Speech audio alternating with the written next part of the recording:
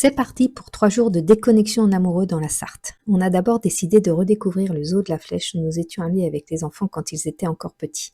Et c'est parti pour la visite. Les flamants roses nous ont accueillis, mais ce qui m'a surtout émerveillé, c'est l'aménagement extérieur. Tout était beau et bien pensé.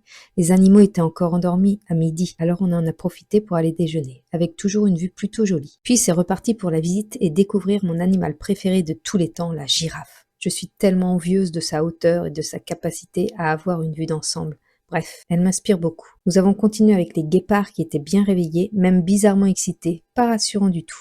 On est ensuite allé voir Frères des ours en version réelle. Impressionnant! Regarde comme ils chopent leurs friandises, de vrais enfants. Ne me demandez pas quel est le nom de ce singe, je n'ai pas retenu, mais l'agilité qu'il a à se servir de sa queue n'est pas donnée à tout le monde, n'est-ce pas messieurs? Mais regardez-moi cette merveille colorée, et celle-ci! Le rhino nous a montré son pip! Le rouge-gorge n'était pas farouche, mais tout ça nous a fait rater le spectacle des oiseaux. Si t'es pas à l'heure, tu ne rentres pas. Tu es prévenu. Bon, j'ai quand même trouvé un petit coin pour filmer. Et là, on a vécu un de nos moments préférés, mais pas le droit de les toucher. Alors j'ai utilisé le système D. Les otaries nous ont offert un pestacle improvisé. Non mais regardez-moi cette déco. Allez, il était temps de repartir pour découvrir notre gîte pour 2 nuits. Un environnement en pleine nature, loin du bruit, de l'agitation et pour une parfaite déconnexion. Un espace salon-cuisine, salle à manger et une chambre avec salle d'eau et toilette. Le tout dans une maison conçue en paille qui garde la chaleur ou la fraîcheur. Après la visite, direction la ville pour dîner et faire mon live, mais avec le vent, pas évident. Sur la route du retour, nous avons croisé le château du Lude que nous nous sommes promis de visiter dès le lendemain. 2e jour sous le soleil avec un petit déjeuner bien français et délicieux. Puis on est allé dire bonjour aux chèvres de la propriété. Le lieu s'appelle le Moulin de la Diversière. Si tu veux te reposer et te relaxer, c'est le parfait endroit pour ça. Un endroit féerique avec la roue du moulin, la rivière, la nature verdoyante. C'était parfait. L'après-midi, direction le château du Lude pour découvrir son escalier incroyable, sa déco d'époque et ses merveilleux jardins. Une roseraie magnifique et un Gaël toujours prêt à jouer à cache-cache. Quant à moi, je ne voulais plus quitter cette balançoire. Le soir, retour pour un dîner gourmand au moulin avec 2 autres convives belges. Le lendemain, nous ne voulions pas rentrer directement, alors on a mangé à la taverne des grottes. Excellent resto, je te le conseille. Et on a fini par la visite de la grotte de Margot. Cette vidéo n'est pas sponsorisée, mais si tu veux vivre cette expérience, scanne le QR code juste ici. Des bisous!